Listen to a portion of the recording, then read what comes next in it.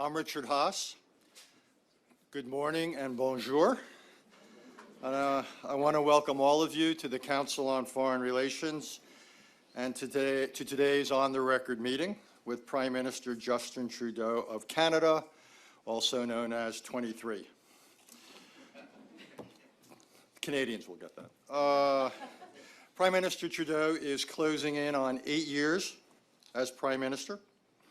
He started out as one of his country's youngest ever prime ministers, but at the rate he's going, he will not end up that way.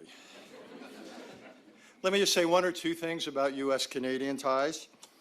Our two countries are truly integrated, whether one is talking about homeland security across the world's longest border, or global security, or our economies. We have the largest trade relationship in the world, and of course, we are 2/3 of the membership of the USMCA. There are obvious differences on the policy side between the two governments, but I'm glad to report this morning that relations between our two countries have been steadily improving since 1812. Yeah, you got that. Prime Minister and I are joined here today by our CFR members in New York City, and several hundred thanks to the technology of Zoom. I also want to welcome participants in our college and university educators workshop. This is part of CFR's, the Council on Foreign Relations, large and growing commitment to being the leading educator in the world about the world. The run of show this morning is the Prime Minister will make some opening remarks, then he and I will chat for a bit, and then we'll take questions from those here in the room and with us virtually. Prime Minister, the podium's yours.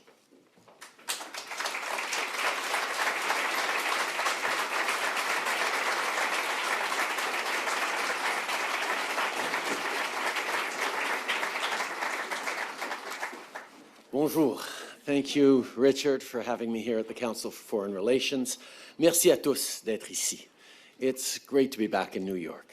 This is a place where the world comes together, comes to connect.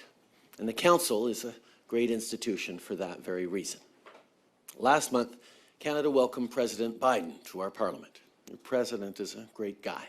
He's not only a strong partner of Canada, he's an enduring friend. Before he started his address, I remembered how President Reagan, over 3 decades ago, called the U.S.-Canada border a meeting place rather than a dividing line.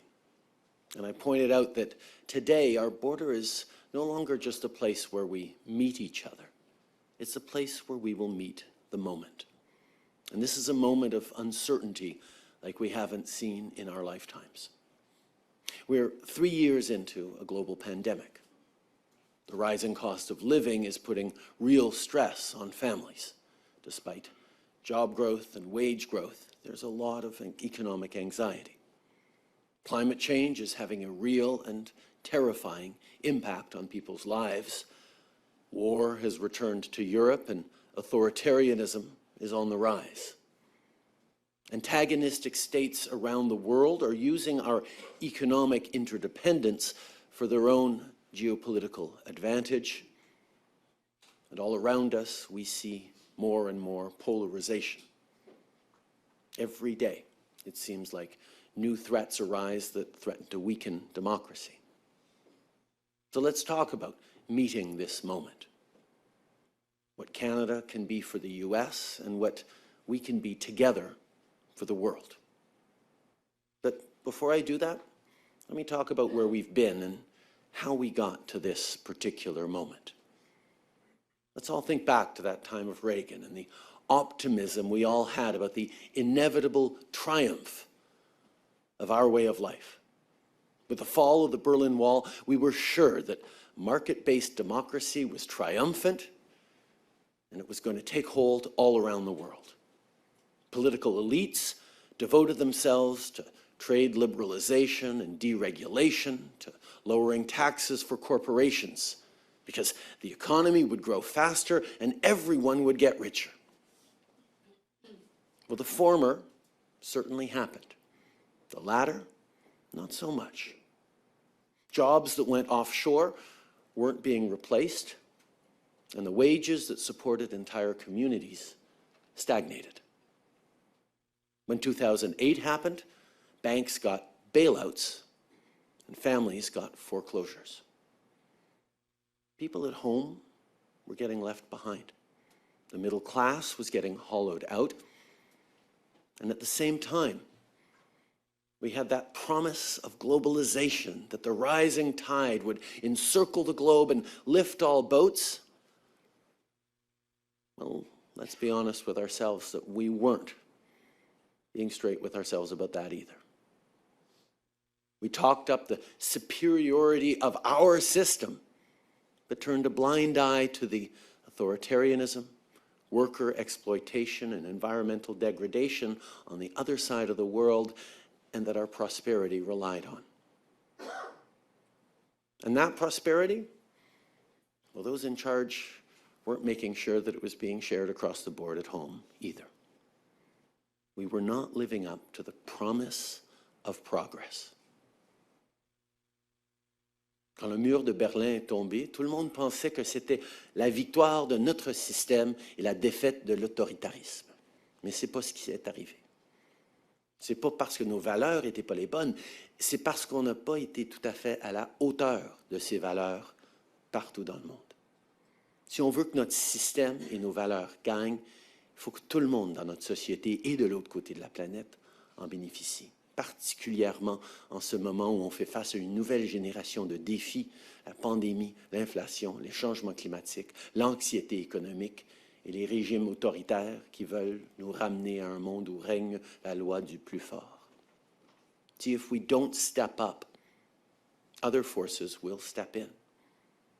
As like-minded democracies, as major economies, we need to work together to meet this moment.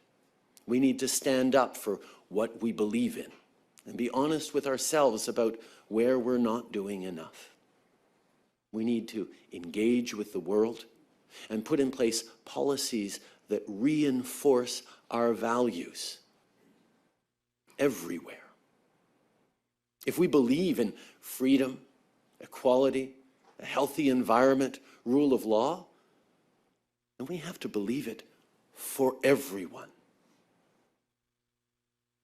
In the aftermath of 2008, there was a lot of distrust and anger, understandable anger, from citizens.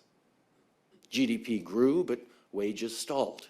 And the promise of progress, that promise that each generation would do better through the hard work of the one before, no longer seemed to hold true. So by the mid-teens, people were faced with a political choice. One, was to burn it all down, to attack our institutions, to be isolationist, protectionist, nativist.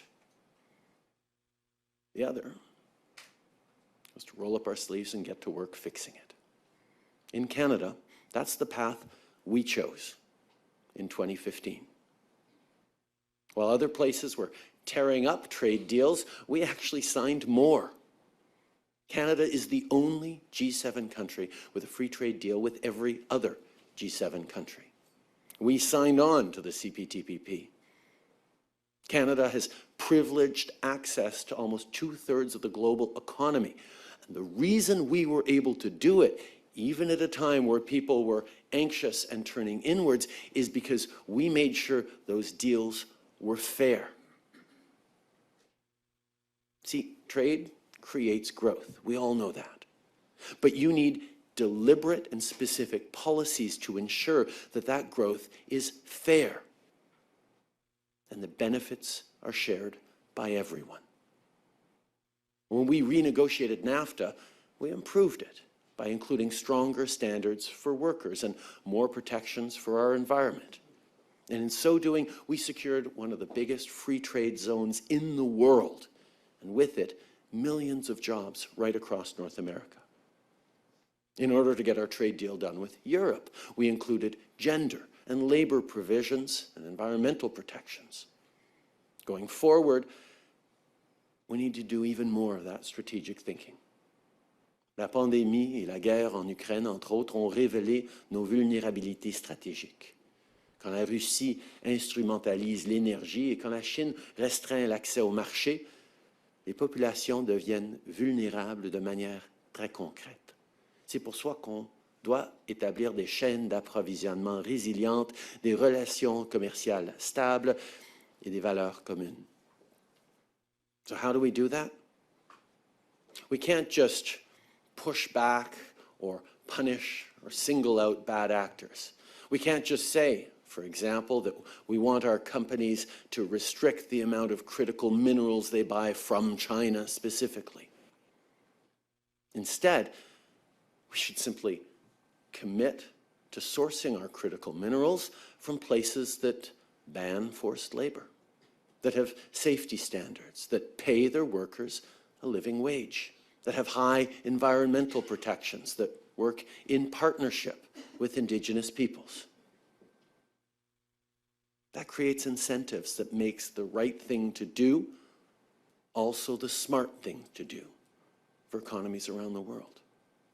Le fait de prévoir dans nos accords commerciaux des mesures pour protéger la main-d'œuvre et l'environnement, entre autres, permet non seulement de freiner le nivellement par le bas, mais aussi d'encourager le nivellement par le haut. Et quand on fait ça, les gens partout dans le monde veulent se joindre à nous. See, this is where the market is going.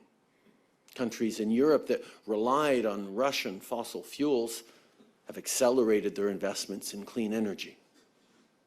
Here in the US, the Inflation Reduction Act is mobilizing capital towards a clean economy on a historic scale. Canada is making our own investments to meet this demand and be the reliable supplier of clean energy a net zero world will require. We already have one of the cleanest electricity grids in the world, with around 83% of our electricity generated from non-emitting sources. And our plan is to reach 100% by 2035, even as we massively increase generating capacity. This is a huge competitive advantage for Canada. And we see these choices at play in other ways too. On the industrial scale, take a look at what's happening with steel, for example. Global demand is fairly flat, but the demand for green steel, well, it's going through the roof. And you know who makes some of the cleanest steel in the world? Workers in Canada. But that didn't happen by accident. To use a Canadian expression, our government saw where the puck was going, and we started making investments in our workers' future. We saw what was coming with climate change and the trillions of dollars of global investment that were lining up to build the clean economy. So we invested in a decarbonization project at the ArcelorMittal Dofasco plant in Ontario that'll see Canada make some of the cleanest steel in the world. And that's good for the company, and it's good for the brand, and it's good for the environment. But mostly, it means that third-generation steelworkers can know that good middle-class jobs that were there for them, their parents, their grandparents, will also be there for their kids, their grandkids, and their great-grandkids. We have secured 7th, 8th, 9th generation steelworkers for that mill, and opportunities for all the new Canadians coming to our country every year, too. That's opportunity. That's possibility. That's growth. That is reassuring for citizens. When everyone can see the possibilities for themselves, everyone has a stake in our success, which is so important. Because democracies like ours, for them to work, everyone has to feel like they have a stake in it, like they're going to benefit from it. And I mean everyone. From the newly arrived racialized immigrant to the 5th generation blue-collar working dad who just doesn't see where he fits in anymore. As leaders, we have to create the conditions that create opportunity for everyone. In Canada, we've invested in strengthening the middle class. We've invested in education, in skills, in health care, in dental care, and child care. And we're already seeing the results on a macroeconomic scale. By rolling out $10 a day childcare, we've seen women's participation in the workforce already reach all-time highs. Global investors are looking around the world. They're looking for stability. They're looking for growth in the workforce. They're looking for workers that are well supported. They're looking for a constructive political environment. That's why they're coming to Canada. I've sketched out a few ideas here this morning, but let me connect the dots. The world is a tough place. Democracy is under threat.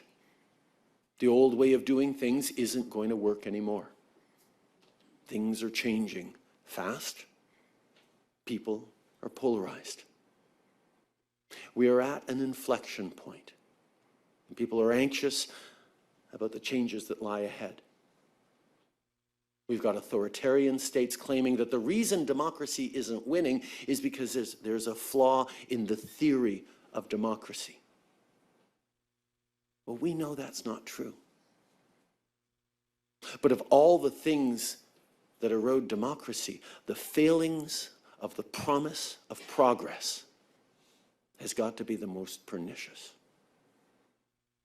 That people no longer believe that the next generation will do even better than this one, here at home or anywhere around the world. Canada and the US, as robust democracies, as trading partners, as G7 partners, as NATO allies, have a role to play in making sure that we are living up to that progress, to that promise of progress we make to people all around the world when we talk about how our system works. On doit être plus conséquent dans nos prises de décision. On doit adopter une vision globale du monde et comprendre que les politiques économiques sont aussi des politiques de sécurité, qui sont aussi des politiques climatiques et des politiques sociales.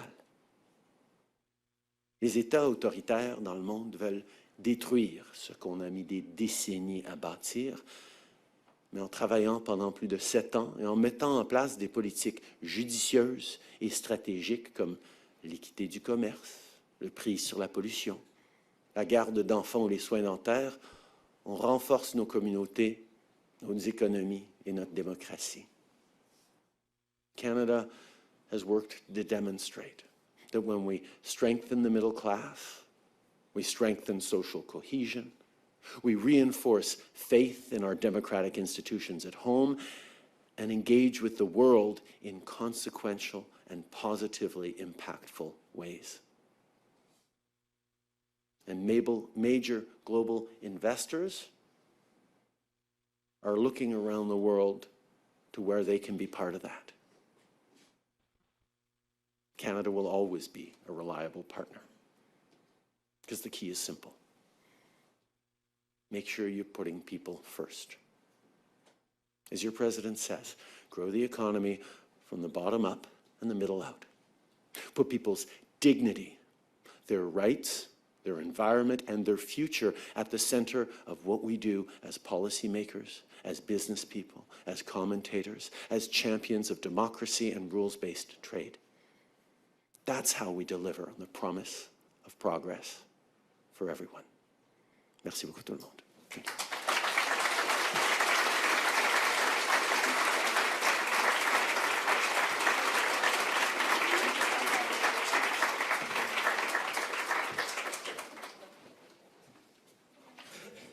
Merci beaucoup.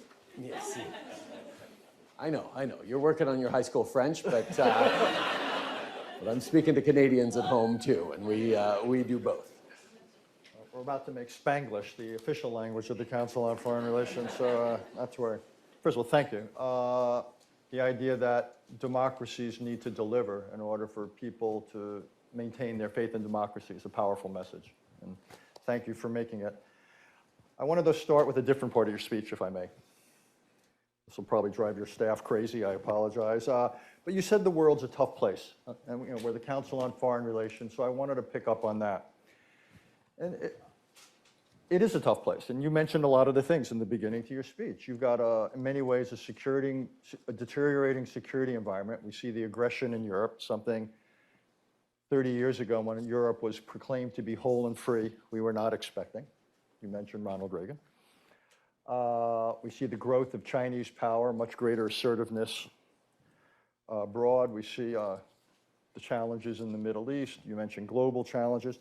So the question is, let's talk about Canada's response to this. There's been some speculation or controversy about it, whether you think Canada's response to a deteriorating security environment is adequate. And to the extent you don't, what's your thinking about what Canada needs to, again, to use your phrase, meet the moment? We need to continue to invest more in defense, among many other things. I think that's probably part of what you're going at. The previous Conservative government, for all its saber rattling in our country, managed to drop defense spending to below 1% of our GDP. And we have invested billions, including buying new fighter jets from the United States, investing billions in modernizing NORAD, and we're going to continue to do that. There's no question about that. We are the 6th largest defense budget in NATO, and whether it's being active in training up Ukraine Defense Forces since 2015, which is actually part of the story of why Ukraine is able to hold against a much larger Russian army, is because NATO allies like Canada, the UK, and others stepped up. We trained about 35,000 Ukrainian defense forces. We're present in Latvia, we're present around the world. Canada continues to step up, and we will. There's no question about that. We're going to continue doing it in a responsible way. Well, let's talk about the biggest immediate security challenge, which is Ukraine, what Russia's doing there. Many of the countries, including the United States, has essentially said their position is to support Ukraine for as long as it takes. As long as it takes, with as much as it takes. Yeah, that's what we say as And well. is that your position? Yes, absolutely. So what is your view about the potential role of negotiations and diplomacy? Because to say as long as it takes, given Ukraine's aims, it's essentially to liberate all the taken territory going back to 1991, both the 2014 and the 2022 Russian aggressions. And is there a role, as you see it, for negotiations, or is this simply a military policy, essentially, to liberate territory? I think there's two parts to that question. First of all, it's not for us to decide what should be acceptable to Ukrainians. It's up for them to decide. They need to decide, when is enough, or when the conditions to negotiate, or what they're willing to cede, or what they're willing to continue to fight and die to make sure that they hold. And our job is to be there so that they can be confident that they can choose the moment. Now, we know this doesn't end militarily. This only ends with a political resolution of some sort. But Ukraine needs to be able to decide that, when that is, what it is that they're willing to accept, and what it is they're willing to continue to fight over. And we need to be there for them. And it's not just about Ukraine. This is the second part of it. This is what people are... Actually, it is great to see in my conversations with, not just with thoughtful Council on Foreign Relations people, but ordinary people across our country and around the world get that this isn't just about standing up for our Ukrainian friends. This is about standing up for the UN Charter, for the principles of sovereignty and territorial integrity that have led to close to 80 years of peace and stability, not just in Europe, but everywhere around the world. The values and the principles that underpin all of our freedoms and our systems of democracy and the right of people to choose what their future is what is being contested right now by Russia. The idea that might could somehow make right once again. And it's not just about Russia and Ukraine, obviously. Everywhere around the world, authoritarian states that have a slightly bigger army than their neighbor are looking at that little patch of terrain across a river where they speak your language, or where there's, a few hundred years ago, the British drew a line on the map that, they felt was in the wrong place, and say, well, what if we were to decide to redraw that map? Everywhere around the world, people are looking at Russia's decision to invade Ukraine and saying, hey, if that works out, then maybe it can work out for me. And that's why the West in general, but countries around the world, 142 or so, at the vote at the UN a number of months ago, stood up and said, no, what Russia is trying to do cannot succeed. It's the wrong direction for our world, and they can't redraw the lines on a map or resettle what the international rules-based order is. That's why Ukraine matters. That's why Ukraine matters in Africa, in Asia, in South America, and everywhere around the world. It's not just, oh, war has come back to Europe and we all have to be worried about that. It's the underpinning of our system that is being directly challenged by an authoritarian state that must not succeed. That's why, as much as it takes, as long as it takes, until the folly and the mistake of Putin's decision is clear for everyone. One of the 142 countries that didn't stand up at the UN and say no is looking across the body of water, and that's China looking at Taiwan. What is Canada's position in terms of your willingness to signal China you ought not to act coercively? We understand, we acknowledge your claims, but we're not prepared to tolerate aggression against Taiwan. What are you prepared to do to deter, or if need be, defend against Chinese action there? We've continued to do like the US and many allies, continue to engage with a military presence in the Pacific, demonstrating that we're there to uphold the status quo. We recognize the one China policy, but we also recognize that there are no changes to the status quo. And we're going to continue to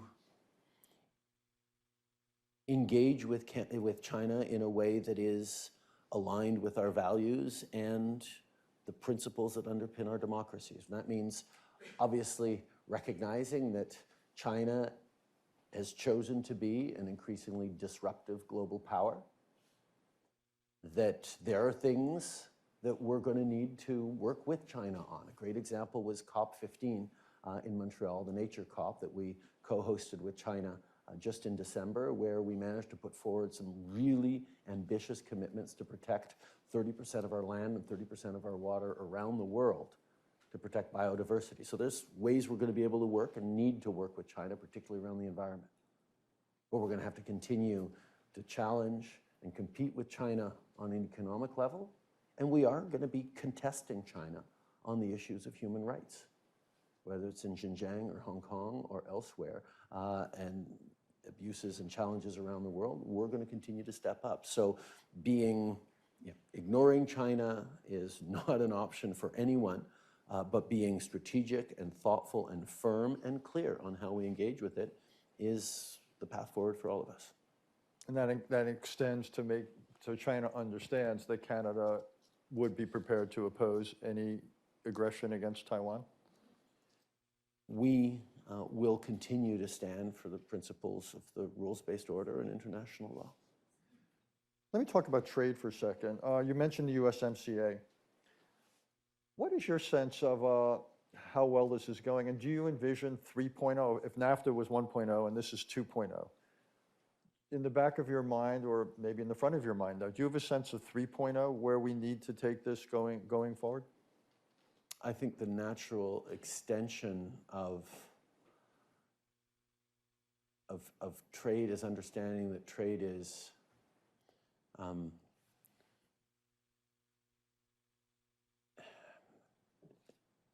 a mechanism. Trade is a way to create growth. But for a long time, we all fussed around, sign the trade deals, open the market access, and we didn't think about what we were going to do with the benefits of that trade or how we're going to ensure that the trade works. I think the USMCA, as it now is, CUSMA as we call it, or New NAFTA as I seem to revert to all the time, is one of those deals that is going to demonstrate the benefits for citizens as we see job growth, as we see opportunities accrue. We should be competing with the world as a continent incredibly effectively. We should be demonstrating, and the IRA demonstrates well, that we can bring into this continent investments in technologies of the future. In Canada, unlike other countries that are a little further from the United States, our level of integration into the American economy, the supply chains, the interoperability from the auto sector to technologies to minerals to academics means that what's good for the United States end up having positive spin-offs in Canada. I don't like to think about a 3.0 because I think what we have right now is going to last a very, very long time. Is there any tension between Canada, as you described it, that is signing more trade agreements than anyone, and the United States that essentially is out of the business of signing trade agreements? We've become more protectionist, industrial planners, what have you. You've clearly embraced free trade or a version of it with fairness. Do you worry that that means that these two integrated economies in some ways now are on slightly different trajectories? Not particularly. The United States has always been a big enough market unto itself to be able to not have to worry too much about trade. Trade is good, trade is a bonus, trade should happen. Canada has always had far too many resources for the number of people that we have, so we've always needed to look to trade.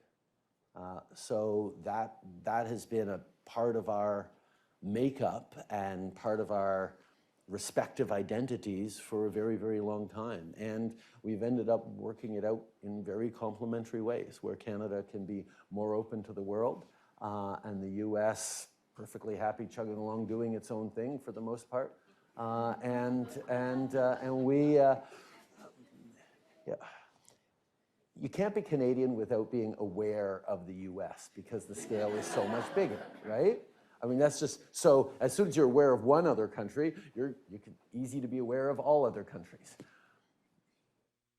Americans do just fine being very aware of America, and you have the size that backs it up.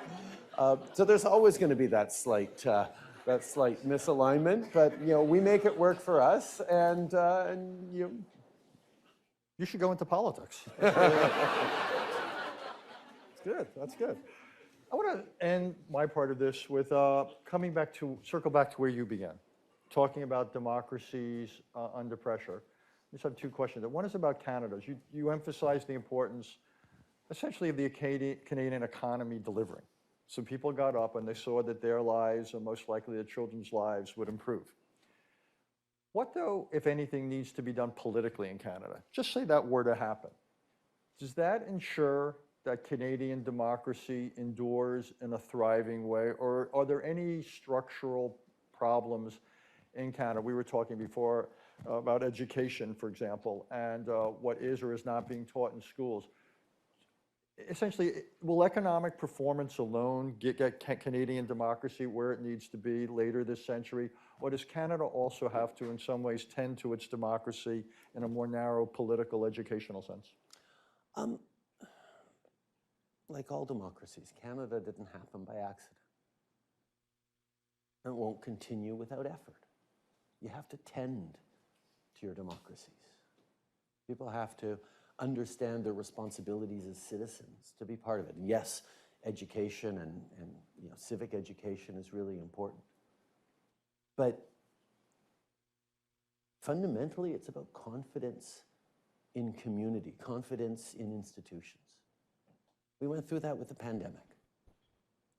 Right? In Canada, we were able to deliver income supports extremely quickly. So people who lost their jobs in the beginning of the pandemic because of the pandemic had to stay home, didn't even miss a paycheck.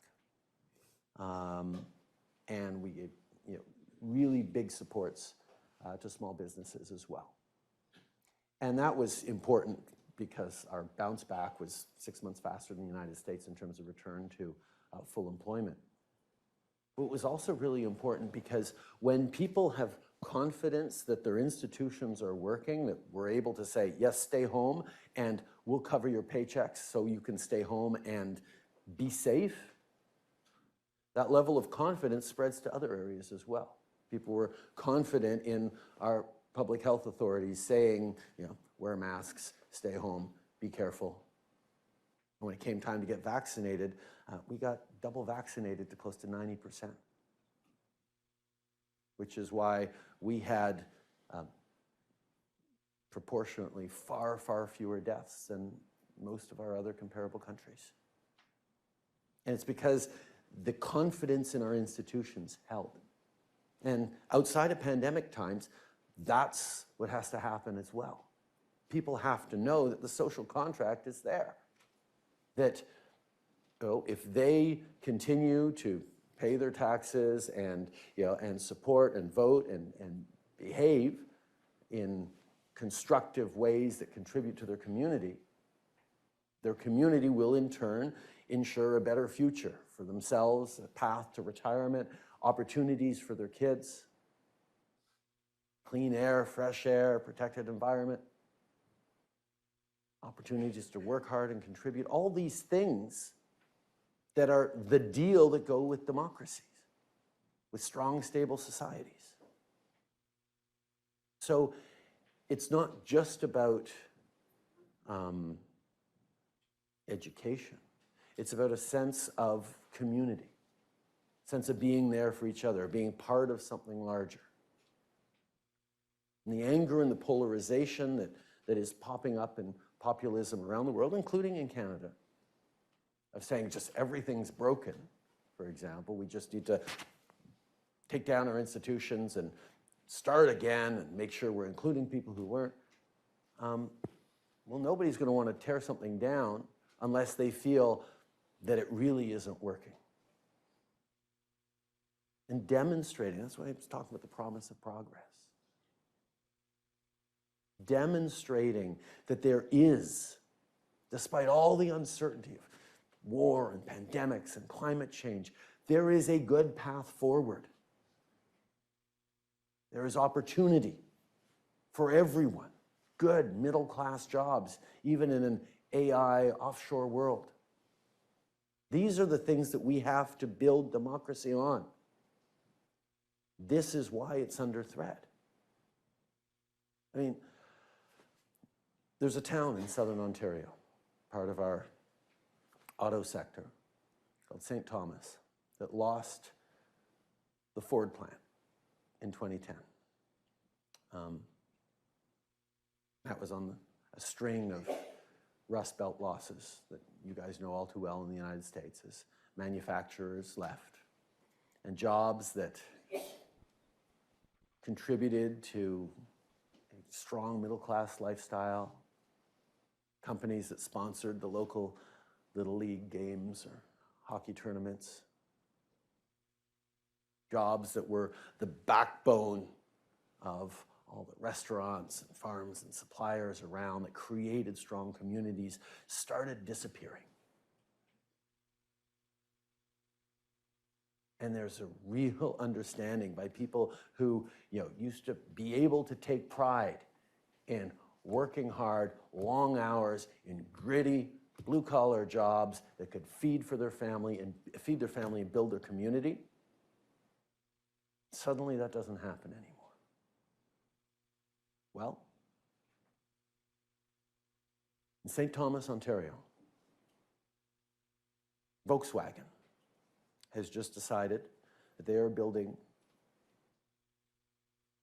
the very first of their battery manufacturing plants outside of Europe, right there.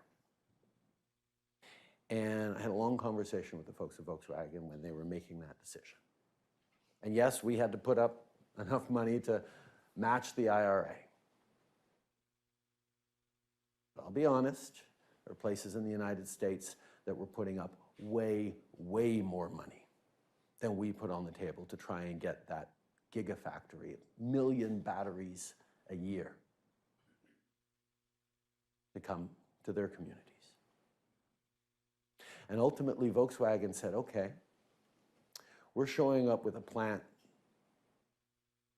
that's not going to be there for 5 years or 10 years. It's going to be there for 50 years, maybe even more. We need to invest in a community that is going to be invested in itself and in that future.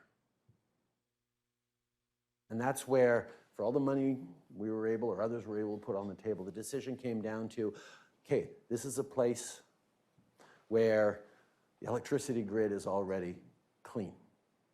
That's what our customers want. Where the workers have childcare, health care, and dental care, live in strong, growing communities that keep growing because we're welcoming immigrants from around the world at a time of labor shortage. People are optimistic and forward-looking. We have the best educated country in the OECD, highest education levels. We have world-class universities churning out STEM grads by the tens of thousands. We have all the resources above ground, and we have resources of lithium and critical minerals with partnerships with indigenous peoples that we're going to be able to deliver into those supply chains in a resilient way so you're not dependent on places around the world. Volkswagen made the decision to come to Canada because over the past 8 years, we've been working on environmental standards, including putting a price on pollution. We've been working on partnerships with indigenous peoples to get those trusts rebuilt and those projects built to the benefit of everyone. And we've been investing in a middle class, not ginning up anger and telling them everything is broken and you need to burn it down. We've been delivering childcare and a family benefit that gives hundreds of dollars a month tax-free to low-income and middle-income families. Supports for our seniors. The kinds of things that ensure that people are confident and optimistic about the future. So yes, right now the pandemic's tough and people are ground down by inflation and high interest rates. But people in St. Thomas and right across the country are seeing that Canada is one of those places, whether it's steelmaking or lithium mines or AI or quantum, there's room for people to see their success in an uncertain world. And having people be optimistic about there is room for them in the future is what you need to underpin democracy at home and everywhere around the world. And that's what we're working on. Last question for me, which is, I'd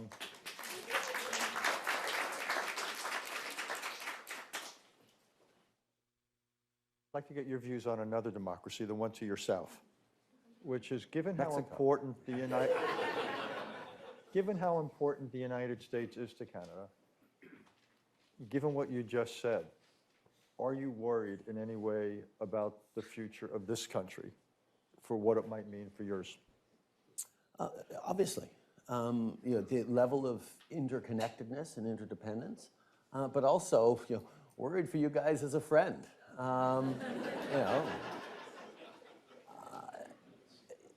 You guys are the greatest democracy in the world. And right now, it's not just that it's being taken for granted by so many of your citizens. it's actually being devalued to a certain extent. It's not people's fault. I mean, the same forces are happening in Canada and elsewhere. It's that too many people feel the system is rigged against them.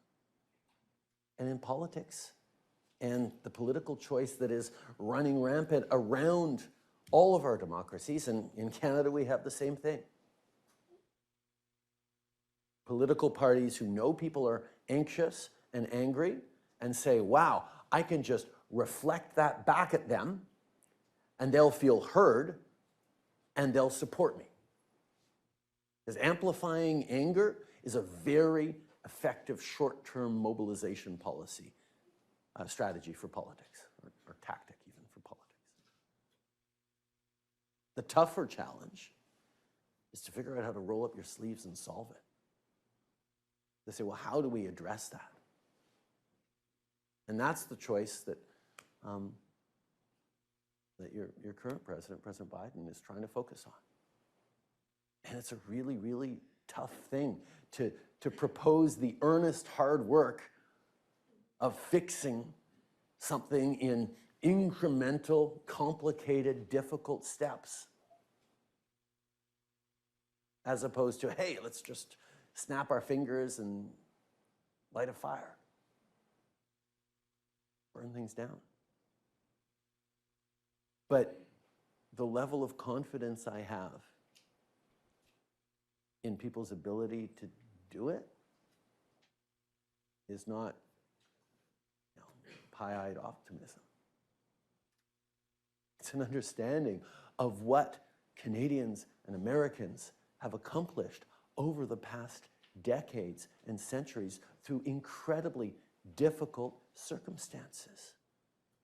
Our citizens have always been able to roll up their sleeves, work hard, and build a better future. They just need governments and business leaders and community leaders that are giving them the opportunity to do that. The problem with our countries and our democracies right now isn't that people, are being worked too hard. It's that they're not being asked to work enough and smart enough and well enough to actually contribute. When people are having to take gig jobs, people are having to work 3 or 4 jobs to try and make ends meet, and they're underpaid in each one of them. When they're not feeling that their contributions are valued or even valuable, that's where the system breaks down.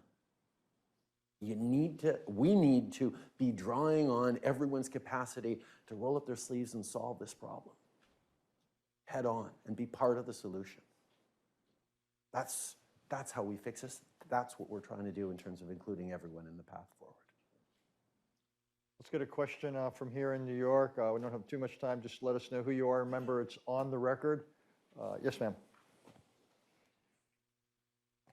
Hi, Kate Kruger from Urgent Action Fund. You've spoken about Canada's leadership role and taking consequential policy stands. And one thing Canada has done, which has been excellent, is to commit to a feminist foreign policy. And I'm curious if you could talk a little bit more about that and also say something about when you might be releasing the policy guidance within the Government of Canada so that they can go forward and implement what could be a very constructive leadership role. Thank you. A few years ago, we moved forward with a feminist foreign assistance policy, humanitarian aid development policy. It was grounded in the recognition that a lot of the heavy lifting out there around the world on building stronger communities, on defending democracy, on standing up for rights, on creating prosperity was being done by women. And that the best way to change the world was actually to support women specifically and directly. And there are lots of very big aid organizations that do a good job reaching out to all sorts of different structures, but we decided to actually take, in addition to the work we do through the traditional means, to specifically target grassroots women's organizations around the world. And actually yesterday we made an announcement that we were extending and expanding a program called Women's Voice and Leadership in our humanitarian aid with about $195 million over the next 5 years and money ongoing. Because it gives to women's rights organizations around the world what they've been asking for, which is core funding, not project-based funding, that is flexible enough for them to be able to use and multi-year so that they don't have to worry about hiring people every year. And we let them and allow them with that money to do the things that they need to do, whatever it is they are. We're not telling, okay, this is a project we approve or everything. It's like, what do you need to do? And the impact of those projects around the world has been exceptional. When we change the paradigm and actually empower women to shape their communities, to defend their democracies, everything starts to change. I mean, I could go into examples in Sudan and where that breakdown is all part of it. We had our Ambassador for Peace and Women, Peace and Security yesterday talking about that. These are the things we need to really focus on doing, and there's obviously more to do, and we're going to keep doing it, but getting more countries around the world to do that as well is one of those strongest levers for making a difference in the trajectory of our communities around the world. Let's get a quick question from Zoomland. We will take our next question from Adam Silvershot. Thank you, Prime Minister. You've spoke about the Volkswagen plant. I'd love if you could just expand a little bit more broadly on your EV strategy and critical mineral strategy, both at home and abroad. I think a couple of days ago, Canada's only rare earth mine facility shuttered operations because of lack of economic viability. So we'd love to understand kind of your domestic industrial policy perspective there. And then from a foreign policy standpoint related to this area, Africa is clearly an area of a lot of proxy involvement from China and from the West, a lot of rare earth and critical mineral capacity there. So how you think about Canada's role in engaging on that front as well. Thank you. No, excellent. A few years ago, Canada was ranked 6th in the world in terms of battery supply chains. As of last year, we were 2nd in the world, only to China, in terms of battery supply chains. We made a very, very deliberate choice to invest in, Canada does mining well. We also do a lot of things well. But recognizing that we have significant sources of lithium in Canada, and right now through very strategic choices made by China over the past decades, almost all the lithium in the world used in all of our cell phones, all our electric vehicles, comes through China. Not necessarily mined in China, but processed through China. And if the pandemic taught us anything, it's resilience, redundancy, and reliability in our supply chains, particularly for something that is going to be so core to our future, is going to be really important. If we're being honest, I'm always going to be honest, the lithium produced in Canada is going to be more expensive because we don't use slave labor, because we put forward environmental responsibility as something we actually expect to be abided by, because we count on working in partnership with Indigenous peoples, paying fair living wages and expecting security and safety standards. What the world needs to decide, and are still in the process of deciding, is whether or not we're actually going to value the things we value throughout our supply chains. We wouldn't expect someone to be able to open up a company upstream from our towns and dump effluent into the river here. Why do we accept that we pay for goods that come from companies that do the exact same thing on the other side of the world. If we want democracies to win, our values to win, we have to understand that the problem following the fall of the Berlin Wall was not that there was something wrong with our democracies, it's that we weren't holding true to our values the whole way through the supply chains. We were counting on cheap oil and cheap goods from parts of the world that do not abide by the goals that we have for ourselves and our communities.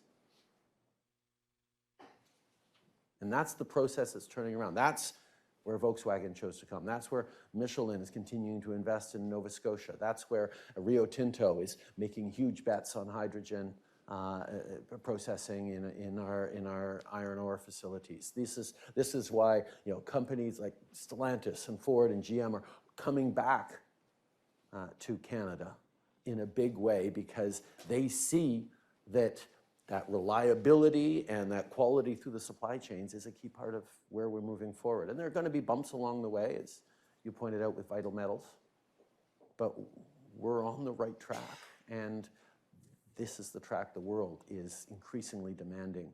I think we've just got a bit of a head start in Canada. It's 9:15, and I think you've got a hard stop. I apologize. I know there's lots of hands. Apologize we couldn't get to more questions. Prime Minister made clear that Canada was second in the world now in battery supply chains. I want to make it official that it's also second in the world on socks on this platform today.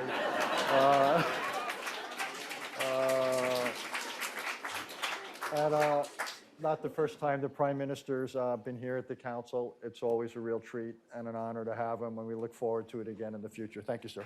Thank you, Richard.